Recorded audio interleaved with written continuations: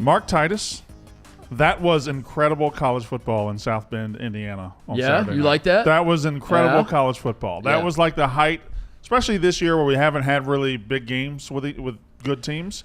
That was incredible. I'm glad you're saying that, because my fear as the game was unwinding was that both teams sucked, and everybody, because I had first of all, Notre Dame. This is my first time going to a game at Notre Dame Stadium. For better and worse, that place is cool. I respect it. But it is a place that, like, you feel like you stepped into a time machine, and like once you get on campus, it's 1938. And I say that to say I had zero cell service the entire time I was on campus. So the game's going on. I have no idea what the rest of the world is saying. So there is a big and I was worried. I was worried people were going to be like, both these teams are dog shit. I think a lot of Twitter and a lot of college football media, or not media, but why is this chair here, by the way? I don't know. A lot of college football fandom said maybe both teams aren't that good. I had the opposite approach. I think both teams are very good. I think Notre Dame is going to be a playoff team, playoff caliber team all year. I think Ohio State's obviously a playoff caliber team. I think we know that the offenses are good. We know Hartman's good, and we know Ohio State's offense is good, but the defenses were incredible Saturday night. Why did you say Hartman's good and then Ohio State, and you didn't say McCord's good?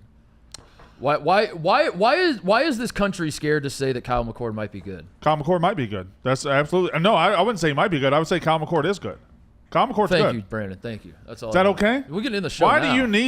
do you, as an Ohio State fan, need it from me? Because all the lead up to this game, I honestly – you didn't know Kyle McCord was good either before Saturday night. I disagree. Because I'm hearing all these Notre Dame people leading up to the game say, like, they were incredibly confident. I've never seen, like, it was confusing to me. Well, they should have been. I mean, it was a close game. They haven't beat Ohio State since 1938, 1936. You never play. You played 5 times. 7 times now?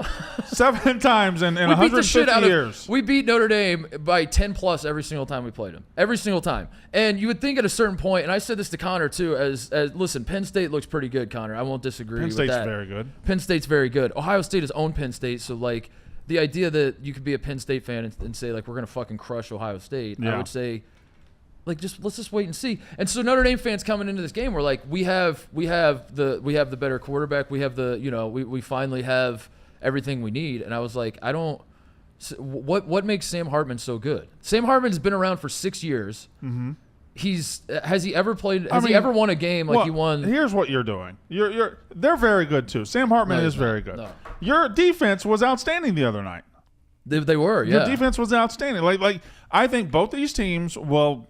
It's going to be tougher for Ohio State because they have 2 big games coming up. How is it going to be tough? We beat Notre Dame. How is it tougher for us? Well, it's going to be tougher for you guys going forward because you have Penn State and Michigan in your division. Because we're the better team. I think you have a tougher schedule laid out for you because Notre Dame doesn't have an easy schedule. They have USC and they have Duke. Oh my goodness. They have Duke on yeah. You gonna read the fuck out of their schedules? You want me to read their schedule? Well, I know Notre Dame's got Duke this week, and then they have USC very soon at home. They have a road trip to Clemson, which we'll see how well that holds I think up. you and I disagree on this because I think Notre Dame just fucked up their chance of winning a national championship. You think they're done? I think they're done not because they're not good, because there's only 4 spots at the table, and who they're gonna. There's a lot of football left to be played. If they go 11-1 and their only loss is to Ohio State, they will absolutely be a worthy playoff team and will be in the mix. That's not what I'm saying. I'm saying they could go 11-1 and their only loss be to Ohio State, but guess what? Ohio State is also 11-1. You're saying Michigan is 11-1. The table will be full. Yeah, Georgia is 12-0, and Penn State is 11-1. Like, we always do this, and the table is never full. It's never full. TCU lost their conference championship game last year and just eased right in. Ohio State thought they were done when they lost to Michigan, eased right in. Like, the table is never full. So you're just gonna will see this? We'll see. Is that what you're saying? We'll see. That's pretty much all of sports, right? We'll see. We'll see. We'll see. It's too soon to tell. Can I make an announcement before we go any further? What? We're going to talk about Ohio State and Notre Dame. We're going to talk about all that. Listen, I know it. You know it. Everybody here knows it. Taylor Swift was at the Kansas City Chiefs game yesterday, okay? I'm sure the rundown will be about that today. I'm sure the Barstool Radio will be about that today. I'm sure Pick Central will be about that today. Every show on Barstool will be about Taylor Swift. This show is not going to be a Taylor Swift show for her being in Kansas City. Do you agree? Yeah, I agree. Okay. I agree. Back to college football. I got sick of it very quickly. I think Taylor Swift, and the thing about Taylor Swift for me, and I don't want to make this a Taylor Swift show, but I think so my journey with Taylor Swift is this.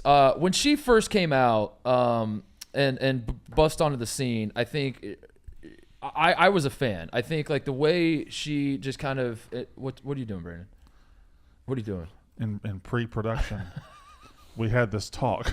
I'm not talking about it. That's why I'm explaining why I don't want to talk about it. Okay, all right. If you give me the next. Can I get you? Give me the next 10 minutes. Can I put a timer on this?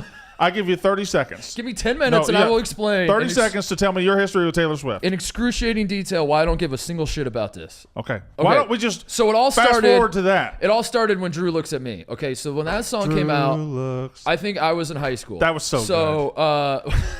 That was so good. What do you... Man, that was a good song. Lou Holtz, you dumb bitch. Okay, good. Here we go. This one I'm on your side about. So I'm going to take you through the journey of me and South Bend. The game's unfolding. I went with Jordan Cornette, Notre Dame basketball legend, all-time leading rebounder at Notre Dame. Great dude. He hooked me up with a ticket, which I felt was like very classy for a Notre Dame guy to be like, I will invite a Buckeye. And, sure. So I sat with a bunch of Notre Dame fans, and I did not want to cheer too much because I do. I don't know. I'm classy. People say that about me. I'm classy. I'm respectful. I'm well-mannered. You didn't want to be a shithead. I didn't want to be a shithead. Were you a shithead at the end? I was two fists in the. I was Frank Beamer when it was going to overtime against Wake Forest. Yeah. I was just two fists in the air. But no, I wasn't. There actually was one other Ohio State fan in my vicinity who was a total shithead.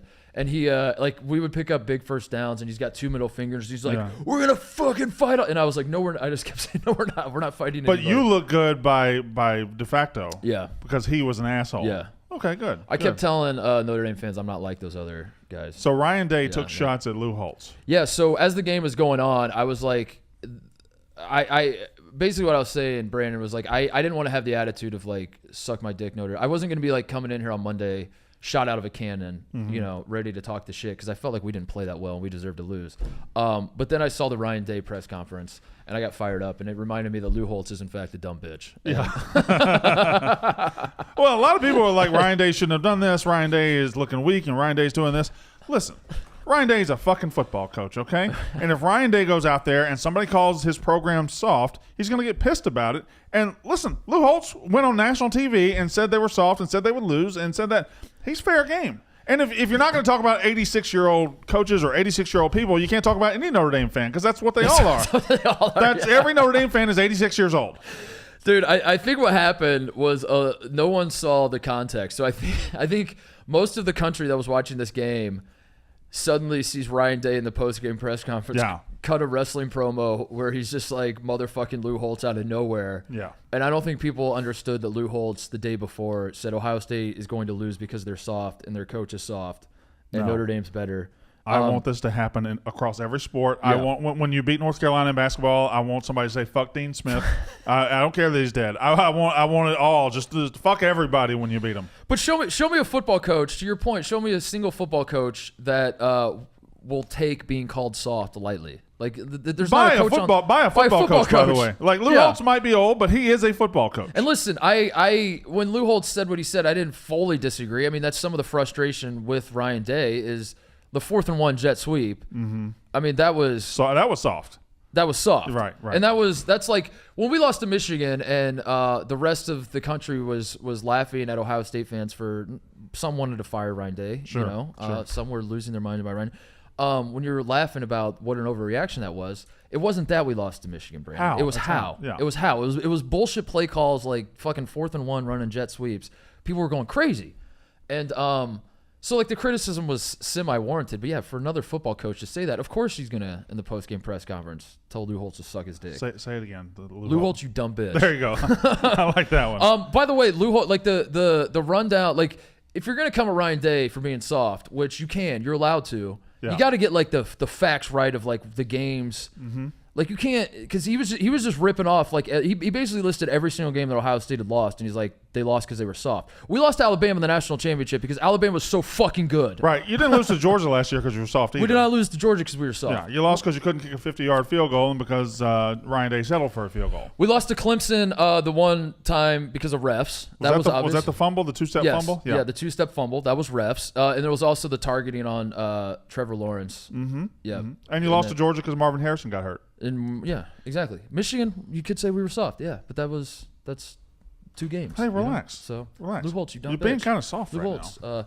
But yeah, I also the other thing, like I think every Ohio State fan wanted to see that from Ryan Day because Ryan Day is just kind of like a nerd that has a little bit of a doofus face. Great guy, great human being. Yeah, Ryan Day's awesome. Show some sack. But we want like some sack every Yeah. so often. So for him to do that, I think it fired up the fan base. That it fired being up the said, players. But a lot of people thought it was corny and stupid. That being said, Marcus Freeman sent 10 guys out there for the last play. The most important play of the season, and they sent 10 guys Twice. out there. And I'm not, listen, I'm not a football coach. I do think you need, if they allow you to have 11, you should have 11. I would have put a guy where Ohio State ran the football. What if he did the 11th Gene guy. Hackman thing in Hoosiers where he's like, my team's on the My field? team. Like one of the defensive linemen were sassy to him in the timeout, and he's like, no. Or it was the Notre Dame is a Catholic school. Maybe he was doing like the footprints in the sand deal, where it was like This is where we carried when you you. saw one set of footprints. When you saw 10 guys on the field, Right, this was us carrying you. I was. look Jesus- beside Jesus was 6, lying. by the way. Like, it never occurred to anybody, hey, maybe 6 ought to have a partner. That's weird too. It wasn't just that it was there was 10 guys. It was that the guy that was missing was the down lineman It's just where they a ran the gaping football. hole, yeah. Yeah, it'd be one thing if it was like the safety who ultimately had no impact on the play. And you know what's incredible? He still barely got in. Yeah, Like, he barely got in. but He got in. That's all that matters. Game of inches. I thought it was a great game. I thought it was, 2 phenomenal programs and two teams that'll be here all year. And like if Ohio State had lost, I wouldn't eliminate them either. No, well, this is a problem with Notre Dame being independent. I think it's going to work in their favor when we go to 12-team playoff because Notre Dame's just going to have a free pass to the playoff every single year. Right. But right now, I think that like if Notre Dame had won this game, you're right. I do think Ohio State still had a path because Ohio State could still theoretically win the Big Ten. Sure. And in a Big Ten that has great teams like Michigan and Penn State, if you win the Big Ten, you're probably in. Yeah, but we like to pretend Notre this time Dame- of year that you have to win a conference title. We like to pretend that everything Okay, will not all line right. up. It lines up every single year for Okay. teams to sneak in. Every single year. all right. Ohio State did not win their division last year, and they played in the playoff. That happened. Okay. All right. Okay. Okay. Yeah. Just don't be surprised when Notre Dame's Lou Holtz, 11-1 you and- dumb bitch. Lou Holtz, you dumb bitch. Sam Hartman's still going to win the Heisman like all the Notre Dame people told me he was going to. I doubt it.